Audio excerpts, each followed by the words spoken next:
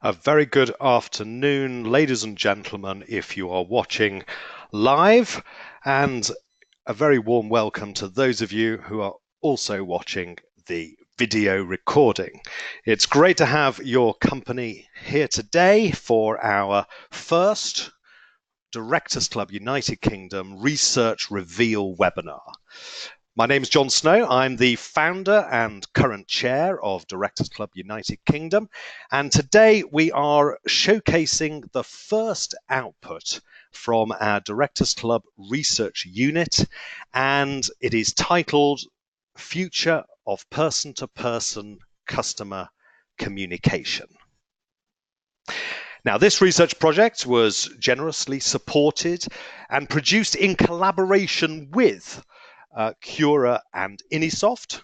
And Kura is a leader in outsourced customer management, and Inisoft is a leader in customer contact technology solutions. So right at the top of the show, a big thank you to Kura and Inisoft for making this research project happen.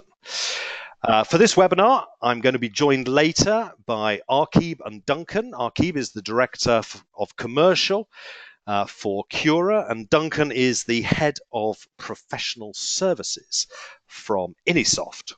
And both will be helping me analyze the research outcomes and giving some expert perspectives and opinions. But they'll be introducing themselves a little bit later on. So our agenda for the next hour is I'm going to give you a little overview of the research process, how it took place. Then I'm going to run through the headline outcomes. Now, whether you're watching live or watching the recording, you don't need to take notes, especially for the live people, because you will be receiving the recording post the event. Also, everybody who is engaging with this research reveal webinar will receive a copy of the research report, which will give you all of the outcomes and a lot of the insight. Now, after I've presented the headline outcomes, we're going to hand over to our expert pundits and analysts for today, Arqib and Duncan, and they'll be giving a presentation giving some perspectives and insights from their side. We're then going to have a Q&A session, and you can ask questions at any time during the presentation. You can do that by hitting the question function, which is a question mark on your control panel. And those questions will come through to me, and we'll address as many of those during the Q&A session, which will take place at the end of the presentations today. Please do not use the chat function, because I won't be monitoring that for questions. So if you've got a question, use the question mark on the control panel. So, in terms of the research process, we created a brand new research faculty to facilitate this piece of research, because this is the first research project for the Directors Club Research Unit. So that 100-person faculty was drawn from our membership, and they were leaders, or are leaders, in customer-centric roles, and those include customer service, customer experience, customer contact, operations, insight, digital, and social. So if I was to summarize that, they're stakeholders in customer interaction, customer communication. And the respondent sample, in terms of the organizations that the faculty represent, are pretty representative of the UK contact center sector in terms of size and business activity. So I think we've got a pretty strong representative set of research outcomes. So, in terms of setting the scene, just to give you an insight on how we actually executed the research, we used a cloud-based research tool called Typeform. They're based in Barcelona, and if you're thinking of doing any research yourselves in your organizations, Typeform is a great tool to use. We constructed a very simple to use and interactive research form, and I'm going to go through the research outcomes that produced. So to set the scene, we asked people what channels they offered to their customers in terms of customer service inquiries. And we found the results, well, pretty standard in terms of what you would expect. So in terms of the voice channel, voice over the telephone, and email, those were pretty much universally offered as channels. 99 and 98% of respondents said that their organizations offered those channels. You'd expect that, and that probably hasn't changed in the last 5 or so years. Now, interestingly, half of respondents still offer face-to-face customer service through branch or store. That was a bit of a surprise to me, but interestingly, about 50% still offered face-to-face customer service. And in terms of the sort of the movement towards self-service, we found that online FAQs were the most prevalent form of automated self-service, with 91% of responding organizations offering that channel to their customers. But then we asked questions about how things are moving in the future. And what we found is 1 in 5 responding organizations currently offer some form of basic customer service chatbot. And 16% offer, that's an additional 16%, offer more sophisticated virtual agent or virtual customer assistants. So we've got an idea that sort of 1 in 5 are looking at chatbots, and 16 out of the 100 are looking at slightly more sophisticated automated solutions. We then found that an overwhelming majority of respondents, 92%, have a strategy in place to deflect a greater proportion of customer service inquiries to automated or self-service channels in the future compared with today.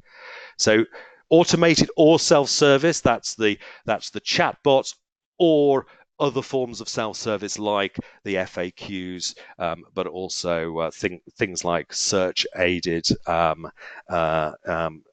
service results, etc. Now, thinking about that 92%, those 92 out of 100 organizations that have that deflection strategy, we found 95% hope to deflect high frequency, low complexity inquiries away from person-to-person channels. Person-to-person channels most commonly being voice through the contact center, web chat, and email. Nearly half of all respondents, 49%, state that they class more than 30% of customer service inquiries via person-to-person channels as being low complexity. And for nearly a quarter, that proportion is over 50%. So what we're seeing here is this focus on those low complexity inquiries that perhaps customers don't want to have to go to a person to get the response or the answer to. And we're seeing organizations wanting to make sure that those low complexity, high frequency inquiries in the future land up in an automated self-serve channel environment. Now, in terms of, I've touched on there, perhaps the customers want this or expect this. And our research has shown that 2 in 5 responding organizations estimate that more than half of customers want or expect these low complexity, simple inquiries to be handled via automated or self-service channel in the future. And for more than 1 in 5 respondents, the proportion is higher than 70%. So 20 out of the 100 organizations think that 70% of customers want or expect the simple inquiries to be handled by automated or self-service channels.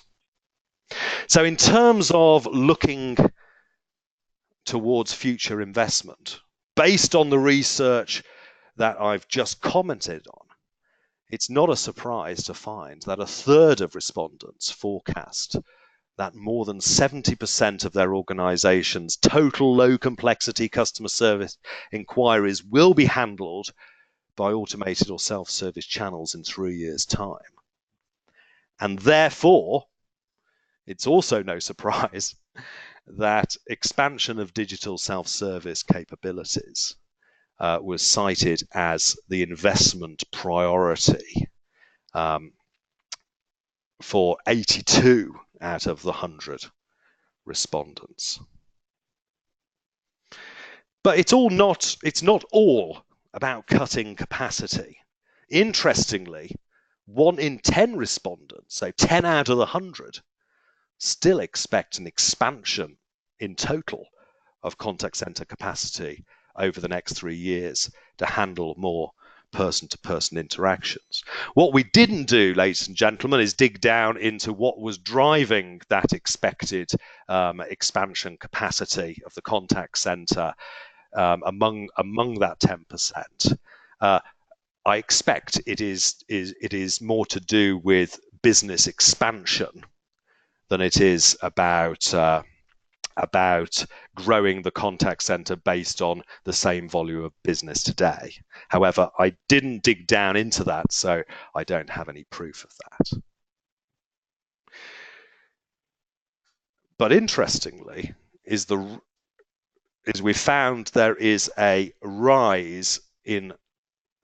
expected rise in the status of the contact center. So looking ahead 5 years, 91% of respondents foresee contact center agents having a higher job status compared with today. And this comes back to the shedding of those low complexity, simple inquiries, leaving the contact center to primarily deal with much more detailed, complex, difficult, and emotional interactions. And because of that, the status of the contact center and the agents is on the rise. 39% expect agents to enjoy much higher job status. So not just slightly higher job status, much higher job status, acting as more of a consultant in the future. Again, that's really interesting and reflects the change in what's happening or what's expected to happen in terms of the type of inquiries that land up in the contact center once those high volume, low complexity inquiries are handled by automation or self-service. So, with this higher job status, will the contact center agent be earning more in the future? In response to this question, we found 2/3 of respondents expect contact center agents to require higher levels of qualification and expertise in 5 years' time. Leading on to 3/4 of respondents expect the contact center agent to be, on average, paid more in real terms in 5 years' time compared with today. And again, I expect that is due to the fact that the contact center agents operating in 5 years' time will be of that higher status with those higher qualifications and expertise, dealing with those more difficult, challenging inquiries, and therefore being paid accordingly, according to 3/4 of the respondents. So that is the overview of our research outcomes. So thank you to our 100 faculty members. Really interesting insights. And what I'm going to do now is hand over to Arkeeb and Duncan, and they're going to give some perspective on the research from the Kura and Inisoft angle. So I'm just going to hand over control of the presentation. So just bear with me for one moment.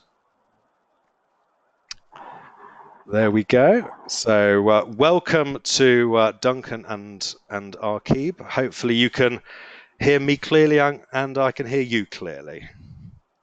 Welcome. Hi John, I can hear you loud and clear. Thanks for handing over control. Great stuff. Over to you guys. Great.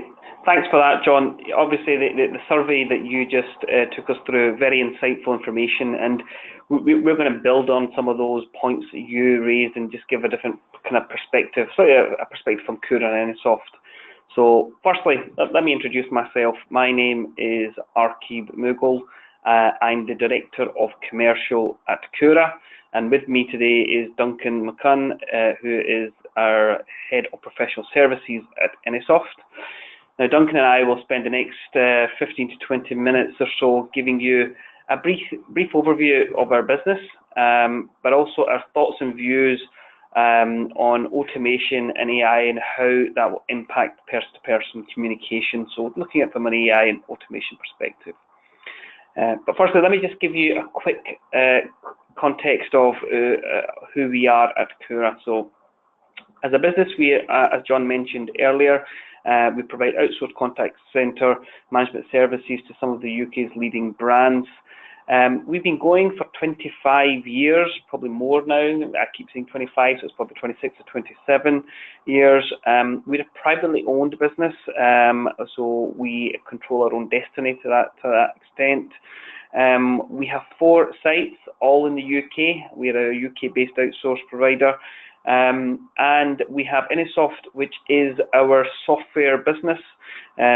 Duncan will give us a little bit more in terms of the detail of what Inisoft actually do in a minute. But what I would just say, as a business, what's different about us? I would say it's our culture. It's the reason why we are in business, why we exist. It's this very different approach and thinking that we have that drives us as a business, and that will set the context, I think, for some of the kind of opinions that we'll have around person-to-person communication. So, very quickly, what is our culture about? Why is it so different? We believe in outsourcing, particularly in the industry. There's 2 structural problems. One being the relationship of the organisation with the advisor. The advisors in our industry, and probably most contact centres to a degree, are thought as a commodity. Our people are poorly coached, poorly developed, and not well supported. And we believe that is to the detriment of the end customer. We also believe there is a challenge around the relationship with clients and suppliers. Many of you either probably have experienced first-hand outsourced relationships or been in it or heard of it. It's a very transactional kind of environment. It tends to be master-servant in terms of how the relationship operates. There's no real ideas being generated. The suppliers aren't really challenging and creating innovation for clients. And once again, we believe that's to the detriment of the end customer and the customer service that gets delivered. So why is that different? Why do we believe that that's different for us? Well, it's different because we're trying to build a business that focuses on people inside the business, helping them understand themselves, helping them make the distinction between the things and stuff they do and the behaviours that drive them and the behaviours that hold them back. This distinction has actually got a name, it's got a phrase in our business. We call it to help people cross the bridge. And it's a mental bridge you need to cross from stop thinking about people from the prism of the things they do to how they actually do it, more focusing on the behaviours. At the bottom there it just says our vision statement. Our vision is to be unrivaled in developing people, and that's just not in the outsourcing industry, it's just not in Scotland or UK, it's across all organisations, across all industries. It's a very bold and ambitious vision, but something that excites us, something that motivates us to do better. So, why have I told you all this? I want to explain all of this to give you the context of why we've asked John and the team to conduct the research. We know customer service is changing. We know the automation in AI is going to drive changes within our customer service environments. And it will naturally and inevitably have an impact on advisors' skills required and the jobs that they will do. So we're naturally very interested about that because we've got thousands of people, with a business, got thousands of advisors taking calls or taking contacts. The industry is changing, so we'd like to really understand what that is going to be in the future. So I'm just going to hand to Duncan, who will just give us a little minute on Inisoft. Thank you, Xrq. Yeah, as you can see on screen, I've just got a few points to tell you about who Inisoft are and what we do. Inisoft are a UK-based software company. We are part of the Kura group, and we have a global reach with customers in countries around the world and a variety of business sectors. Although we are platform agnostic, we are Avaya's agent desktop and global scripting partner, and you can actually purchase our software under OEM agreements from Avaya. We've deployed more than 15,000 desktops worldwide, and we believe ourselves to be the agent desktop experts. We focus on solutions that empower the agent and improve that customer experience. We firmly believe if the agent can concentrate on the customer and not the technology, it's going to be a better experience for both parties and obviously improve the business function. As part of the Kura group, we are in a very fortunate position in that we can use those outsourced clients and we not only use, but we actively pursue the agents for things that we can improve in our software. So we're in a very fortunate position there that we can, make improvements in our software from an agent's point of view. Now, just to look at some of the statistics that came out in the survey and drill down a little on these. The statistics see 92% of organisations have a strategy in place to take a greater proportion of customer service queries to automated or self-service channels in the future. There's no surprises here. It makes perfect economic sense for businesses to replace low complexity voice interactions with the introduction of automated or self-service channels. As a result, 92% already have a strategy for customers to take a self-service route, and 95% are looking to automate their low complexity transactions. Online self-service for the simple stuff is the way forward, and we find that encouraging and we embrace it. The repetitive transactions with low financial or perhaps low emotional value are the ones that clients want to complete themselves. They want to do that. And as the demographic of the population moves forward, it will become expected. Not only they want to do it, they'll expect to be able to do that. For example, automated process such as resetting your password. It's now universally accepted as being self-service. And it's just one example of how these straightforward interactions have been automated.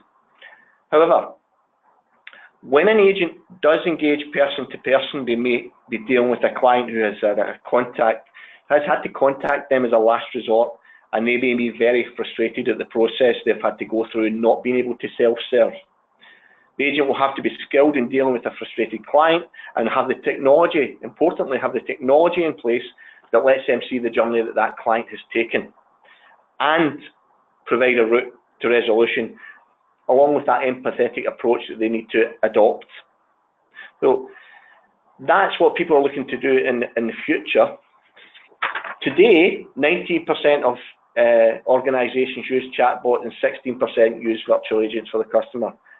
With only those 90% of companies currently using chatbots and 16% using virtual agents, we're going to see a major move in the near future.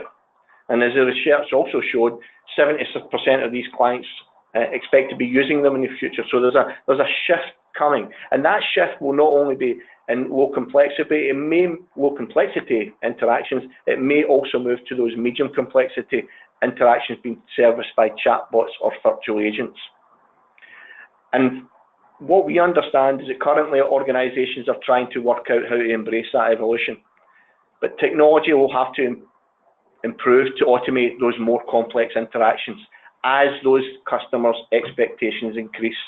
And because customer uptake is going to come naturally, again, as that demographic changes. More and more will be expected of automated services. And at Inisoft, we've recognised that with chatbots and artificial intelligence, with natural language understanding, we'll see the future of those chatbots and virtual agents become the norm, just like resetting your password. And Inisoft, what we are doing is we are building and investing significant resource into artificial intelligence that improves as it performs. And we have developed an AI engine, NISO, to automate processes where possible. What we've also got to ensure is that any chats that do escalate to a live agent can show that full history and context of the customer journey so the agent can deal with that in an empathetic manner. Thanks, Duncan. So skills for the future. So I think from John's initial research that John touched on, what Duncan's touched on, it's clear that almost everyone is on the path of automation.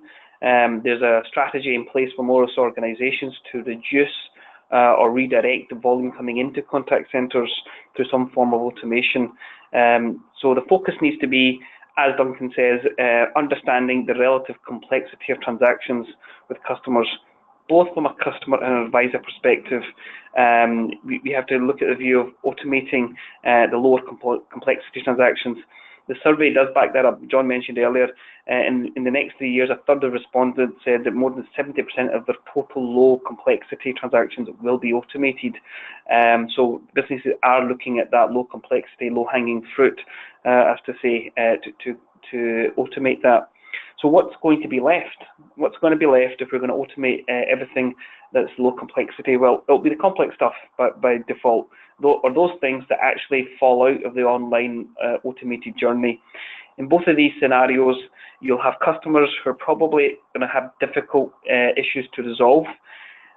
Customers will probably have higher expectations, because if we get the automation correct, if we get the technology correct, the customers will expect the advisors to have the same level of proficiency as the systems are having when they're doing it on an automated basis. They'll expect when they speak to somebody to have, for the advisor to know the context of their query, what they've done before, for them to be more informed while they are on the phone or through web chat or whatever it may be. So they'll expect the advisor to have that information and deal with them in an intelligent way. So as you can see from the slide there, nearly 2/3 of respondents said that they believe that future advisors, future agents, will have a higher level of expertise than compared to today. What I did there was I pulled together some information from a previous research study we did last year, which kind of ranked the top 3 skills needed for an agent in the future. And it was problem-solving skills, empathy, and emotional intelligence. So customers will want highly knowledgeable people on the phones or the contacts that will understand their issue, the interaction they've had so far, so the journey the customer's been on so far, and be able to take control and resolve the query. So they're looking for problem-solving skills, not sympathizers, but empathizers, and have the ability to understand the emotional level of the requirement on the transaction. We believe these 3 skills alone will be sought after in contact centres environments in the future, and it's up to businesses to invest in our people, to train them and empower them to take more control and engage with customers to solve these types of queries. I think our advisors will utilise these skills that are being trained. They'll be expected to interact with AI and robotic tools going forward, as Duncan mentioned, while they deal with customers. So they'll have a mixed bag of dealing with complex issues, dealing with systems, and I think John called the advisor would be turning into a consultant in the future. I absolutely agree. I'd go as far as saying I think we may be renaming the advisor in the future to a consultant or a customer engagement technician that will be dealing with the complexity from a system and from the kind of human interaction perspective as well. Those that master those skills, those soft skills that are needed, and those technical requirements, those advisors will attract the advisor premium. And I'm just echoing what John said earlier around 2/3 expected to be advisors to be paid higher than in real terms, with a small portion saying significantly higher. I believe, I mean, I did a kind of seminar last year, and I said there would come a day where you'll have a customer advisor on the phone dealing with systems, dealing with complex environments, and they'll be hugely paid and hugely regarded in the future. So I think you will see a drive to value the advisor's role in the future as complexity increases within the contact centres, because the benefit of automation is removing low complexity. So, just moving on to Duncan. Thanks, Xrq. As you can see from the screen, advisors are going to require an omni-channel single agent desktop that can not only guide the agent through the call, providing next best actions and client context, but is also going to have all those interaction types available to the agents. And at Inisoft, we believe that the agent desktop again should allow the agent to concentrate on the customer and not the technology, and then seamlessly blend all these interaction types into a single agent desktop. Along with all the channels, we've also introduced something called Voice of the Agent, and giving them the ability to provide feedback on the calls and processes. And that's with a view to improving them and reaching that, when a call does come through, if it's high complexity or high emotional value, or it's low complexity and low emotional value that's been escalated, that we get that first call resolution that is so important to the business, the agent, and the customer. So, in summary, what are we saying about the future of person-to-person customer contact communication? Well, in summary, what we're saying, we can't stop. Automation and AI will change customer service. We know this. We've been hearing this for a number of years. There's an estimation of the number of jobs that will take away in our industry, or it will change the nature of jobs in our industry. So I think I would just say it's. I think what we have to expect is a change to be a constant thing, as we would say. I think for that we need to ensure that we're looking at agile processes and agile technologies, as I think automation and AI will continually change over the next few years. Chatbots are getting more clever, virtual assistants are getting more clever, RP is getting more powerful. So as these technologies continue to improve, our processes and our systems and our businesses will need to keep adapting to those changes. I think, however, it's a great opportunity for businesses to create efficiencies and improve customer experience. I think looking at those low complexity, those elements of transactions that can be automated, that will release value back into organizations. It doesn't necessarily need a human to interact with the customer, and I don't think a customer really wants to interact with a human if it's a simple query that doesn't have high value or high emotional content within it. And I think by designing those systems and processes through automation and having the customer at the heart of that, making them customer-centric, you'll improve by default the customer experience if you get the chance to do that. But what I would say is, customer experience won't be, you won't realize the benefit of customer experience if you haven't equipped your people with the right skills. So, when you've gone through a very clever technology process or automation journey, if the advisor then the phone restarts that whole process with you, or is not engaging in terms of the type of interaction that's needed, it will frustrate the customer. So we'll need to equip our people with the right skills. Otherwise, investing in technology that we'll put in will not be adopted by customers or advisors, because they won't have the skills or the experience in terms of outcomes. And finally, you need to be careful about the enabling technologies that you choose. I have a very simple kind of strapline that I always use when you talk about technology for customer service. Make it easier for our people to help customers. That's what our technology needs to do. So things that Duncan's talked about, having those ability to have systems which do all the hard work and let the advisor focus on the customer is the way forward in terms of the technology you choose to use.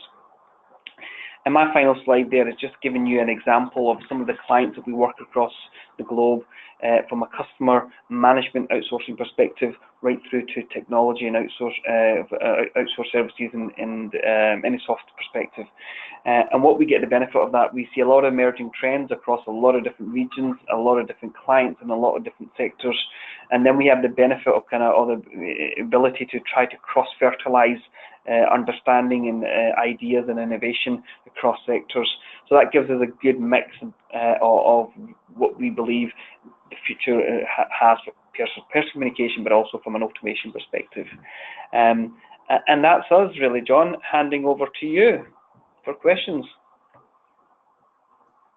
Brilliant stuff. Well, thanks very much, Xrq, Duncan. Great insight, building upon and taking apart some of the points that we found in the research. So really insightful. And I'm going to leave this slide up here, ladies and gentlemen. So during our Q&A, so you've got contact details there if you want to note them down. Of course, you will have, if you're watching the live event, you will receive a link to this recording, so you can catch up and rewatch and come back to this page if you so desire. But in terms of questions, first question which has jumped out at me is, even though organizations, according to the research, are looking to offload low complexity, high volume, interactions, the simple stuff, as I think we've called it, to automated or self-serve channels, do you guys see that there are certain customer segments that will still, even for the simple stuff, require a contact center agent to help them? Yeah, I think it's completely dependent on the actual process that you're trying to automate. You need to think very carefully about what you should automate and what you shouldn't. So, you know, something as simple as your parcel not being delivered today may not be of high importance. But if that parcel is, you know, due on Christmas Eve and it's not being delivered, then perhaps that process, you know, shouldn't be automated at that point. So not only is there a view to looking at what you should and shouldn't automate, it's when you should and shouldn't automate that process as well. So yeah, go on, sorry. But just to build on Duncan's point there, John, I think you will get some low complexity contact which might have a high emotional impact. To Duncan's example there, the day before Christmas, if your parcel hasn't arrived, has a more emotional impact than maybe your parcel in any other given time, which you think would be quite a simple query. But from a customer demographic, so I think it's not only looking at the complexity of the transaction, but also look at your customer demographic. So you might look at customers who are be classed as vulnerable in nature. Those transactions may be, you know, low complexity for any other demographic, but for the vulnerable customer management base, that might be more complex. So not only at the nature of the contact, the timing of the contact, but also the customer demographic also plays a role in that, in understanding what can or can't be automated. So do you think, from your perspective, both as solution providers and customers yourselves, do you see that we have to still present people with a choice? You know, you've got a choice to contact us person to person, a choice to do it through an automated channel, or a choice to do it through some other mechanism of self-service. Is that choice still important, or can we take out the phone number completely, disable the web chat, and just say, here is our particular branded chatbot, go ahead and use that only? What's your views on that in terms of choice? I think, John, choice is still needed. I think the customer wants, in the last 10 years, we've had 5 new contact channels come into our industry. Customers want choice, they want to have control, and I think by taking away choice, you potentially take away control from customers. So I think we've gone in the days where you know, the organizations and the contact centers controlled conversations. They mandated the opening hours. They told you when to call, and then they would answer your query. If you didn't call within those segments, then you'd have to wait. That has changed in terms of the social media, the way our online impact has created. So I think by mandating contact channels, you're taking away control. So I would say no. I think choice is important. I think naturally, as demographics change, automation, AI, self-serve will become more natural. Voice will take a back seat, but what voice will take a back seat for is the more complex, the harder stuff, the ones that have high emotional content or value, or simply where things go wrong. And we know that things will always go wrong. It's the nature of customer service. Things will go wrong. Yeah, and on that base, I've got a question. I've got a question from Steve about do the customers actually want this move towards automation?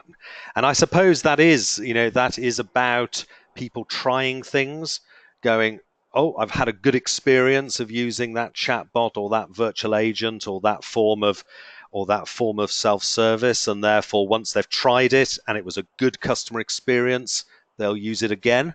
So do you think we have to, in a way, educate the customer and perhaps nudge them with things like, well, if you want to wait for a person, there's a 5-minute queue. Why don't you try the virtual agent in the meantime? Is there some way that we can educate and nudge towards the direction we want? I absolutely agree. I shouldn't name the name, so I'm not going to name it. I am a person that does all my work online from a contact center perspective, but I had to pick up the phone recently, and I was 27 minutes in a queue before I spoke to somebody. But the IVR kept nudging me to come off the phone and go online. So I think there is the subtle hints for customers. I think the education part is important. What customers really want is not about us forcing automation upon them, making them want to have it. Customers really, at the core of it, they don't really want to call the contact centers. Who really wants to phone a contact center and say something's gone wrong? It's not a pleasant conversation most often. Customers really want a really low effort experience when they're dealing with organizations, when they're needing to get things done or needing to get things fixed. So if we can create automation that has a very low customer effort, people will want to use it. I think that's where it boils down to. Customers want low effort ability. So if we can create that, the adoption will come naturally. And also, just to add to what Arkib's saying, as the technology continues to improve, it will become lower effort to complete your transactions, and there'll be no requirement to nudge people. They might automatically go and do that. But as the technology improves and improves and improves, you're going to see more and more people doing that. And I suppose it's if you are giving people the choice and you are sort of educating them and nudging them to try the new channels and they have a good experience of it, naturally you will see a shift or deflection of volume over time, and that will be a natural shift as opposed to an enforced shift. Do you see organizations that will adopt that approach, whereas others might be a little bit more perhaps radical and prescriptive and say, we definitely want to save the cost now, and therefore we're going to switch off this channel in preference for this automated channel? Do you see there will be the sort of the give them choice organizations, and there will be the prescriptive, let's do a big bang on automation today? Do you see there'll be those two types? Yeah, I think so, and I have seen those two types, John. I think I've seen it quite in varied sectors. I could take, the financial services industry, banking. I've seen organisations who are now actively pursuing online journeys for customers, wanting to shift their customers online, away from their traditional kind of contact channels, and it's going to be more or less a prescriptive approach, where they're going to trying to push customers and force customers to go down that route by making it more difficult to contact through conventional means. So I think you're going to get those that are going to suck and see and let the customers dictate the pace of the shift, as you said earlier, and some others which maybe focused on delivering the cost benefits, very quickly, or looking to drive the customers in that direction. Obviously, the latter comes with a health warning and a risk that if you're going to push customers in a certain direction, you have to watch your satisfaction and experience scores as a result of that, because I think the last thing customers want in this day and age is being told what's good for them. And of course, just by putting something in place that you call a chatbot or a virtual agent isn't a silver bullet. It has to be good. You have to have set it up correctly. It has to have the right knowledge base behind it. It needs to be tried and tested. It's not an immediate panacea just because you put one in place. So it's something that needs to be well planned and the internal resources put in place to back up the move to automation. Am I correct in that? Yeah, I think you're absolutely right. Meaning there's no point putting something together which doesn't self-learn, doesn't have a deep, rich knowledge base, doesn't react to natural language environments. I think what you'll see with chatbots as they get more and more better, I think the channel that's going to disappear over time is going to be email. I think web chat will still keep going, although SMS might overtake that. But the email channel, that's where chatbots will actually come into their own, I think, because it's not an immediate transaction. Chatbots can give you a good response, and it will continue to learn. So I think you're absolutely right. Chatbots and virtual assistants need to have the intelligence within them.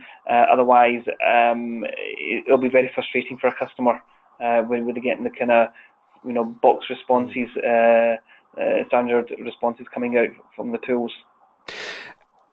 And Duncan, just a question that's come in from Karen, which you've touched on, I think, in your presentation, but perhaps we'll just sort of come back to it. If we're going to be relying more and more on self-serve and automation as part of the customer service journey, if they do need to revert to person-to-person communication, it must be vitally important that the agent can see that automated self-serve journey so that they're not adding to the customer's frustration by repeating stuff that's been asked and inputted via those non-human channels. If you could just sort of expand on the importance of having that sort of single customer view. Yeah, that single customer view is really important to both the agent and the customer, because as you've said, the agent then has the full context, and that can be, from a variety of channels. The customer may have started out with an email, they may have then went on to a web chat, and may have a variety of channels coming in to deal with their issue, whatever that may be. So the agent has to have visibility of that. As importantly, they have also got to have visibility of the history of interactions with that customer, and what's been going on over the last 6 months, 12 months, the history of that customer, with your business, so that you can accurately give the agent the context and the next best actions for that client. So seeing that history, seeing the current interaction, and what the issue is all vitally important for that agent, and allows that agent to speak very knowledgeably to that client.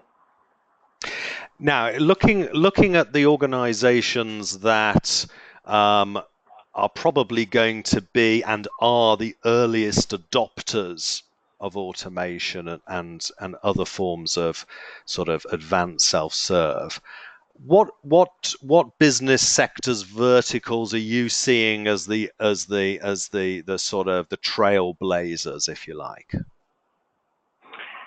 Well, I think at the moment automation is coming in two forms. We're seeing it in retail, and we're seeing more and more retail environments adopting these type of tools. Financial services is deploying a lot of more robotics in RPA tools. And very recently, we've started seeing utilities looking at deploying chatbots into their kind of websites and being able to deal with some of those queries. So there's different industries are finding different aspects to this. Is there a trailblazer? I'm not so sure, John. I think automation and AI is such a thing that everybody is really talking about it, and everybody is really doing something about it, but have we mastered it and really got over to grips with it? Not. You have a few organizations which just stand out. You know, you look at the Amazons, etc. of this world. These guys are cut above the rest, but most other organizations are definitely wrestling with it. I think we've got that complexity of we really want this technology. We're really not sure what it's really going to do, and we don't know really the impact it'll have on the business I have today, but we really think it's a good idea. I was at a conference, I'll indulge with it, a couple of months ago on an AI and automation conference, and the speaker stood up and said, and I think he said within 5 years' time, you know, automation, contact center jobs will be all gone. So after the event, I went to the speaker and I said, you know, I've got a business with 2,000 advisors in it. How many jobs will I have? People's jobs will I have in 5 years' time? And he said, if you've got 1,000 today, you'll have 200 people in 5 years' time. And I said, really? And he said, okay, maybe you'll have 500 people. I said, well, really? And then his third answer to me was, well, not really sure, actually. So that's where we are. So, and those guys they're making the stuff up in terms of the understanding of technology. So it's anybody's guess, really.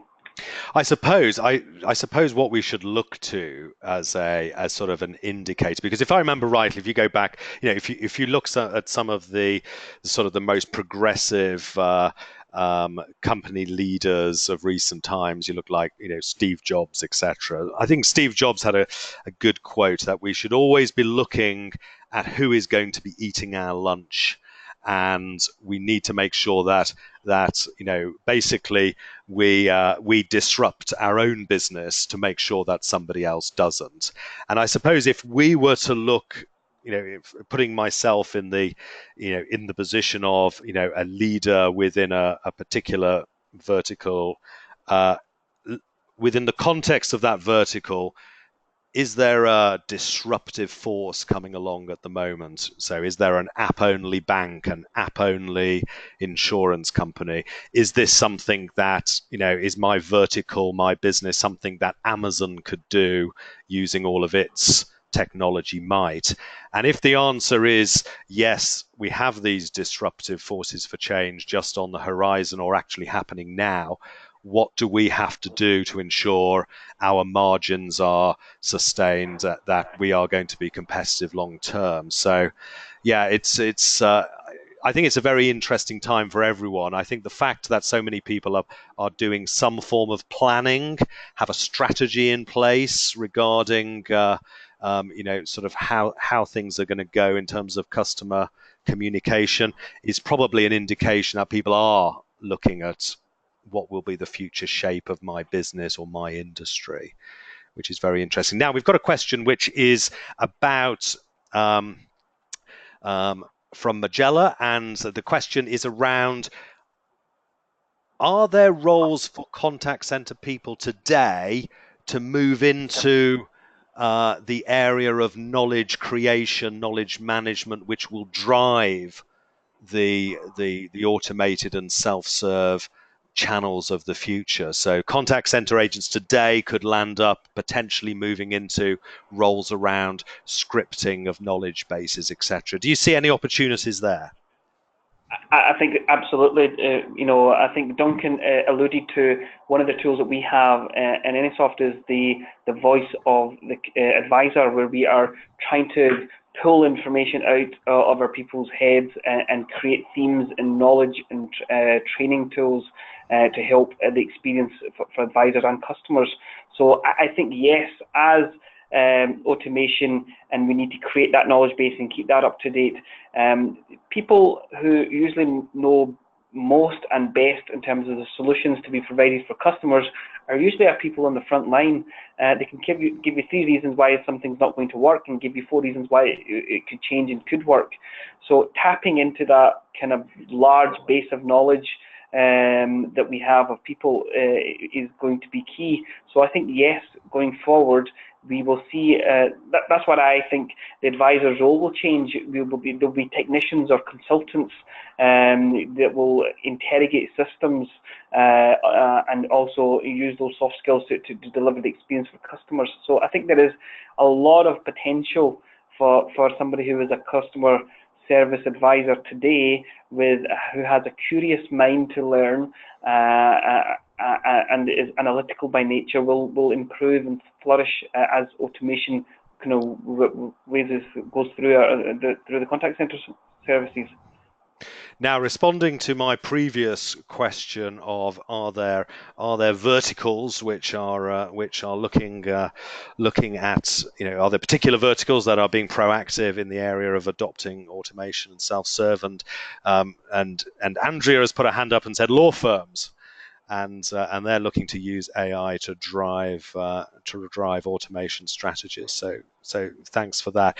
A final question, looking at building a business case for the change that is required to make sure the customer interaction infrastructure of the future is put in place. What are some of your sort of low-hanging fruit recommendations that people can do internally to build a case for, looking at making changes so that they are in line with the future sort of needs of the organization and the desires of the customer base around self-serve automation, and obviously also maintaining a capability in the contact center? I think the things to look at, obviously, you need to look at your total ability of contact. So there's a financial business case of establishing the customer contact touch point and how that could shift or change through using different contact channels and technologies. So the cost of a voice channel is more expensive than a web chat, which is more expensive than a SMS, which is maybe more expensive than a chatbot. So there is the hard financial numbers that somebody that could do, but look at all the contact channels and the cost behind those. What I usually say on this is, from a business case, there's maybe 3 or 4 things that you want to always look at that inform a board in terms of investing wholly and solely into automation, or actually having a broad investment around automation, but also some sort of human form contact communication as well. First of all, understand your customer demographics and their preferences. So, that thing about prescription versus choice, make sure that we understand that and the board understand what is your demographics preferences. Look at your measures of success, and you may need to change them. So what you measured success was previously may not be what success needs to be in the future. Customer effort and customer contact resolution are measures that are good kind of barometers of how effective your service is. And then the third one, always take feedback. Listen to your customers.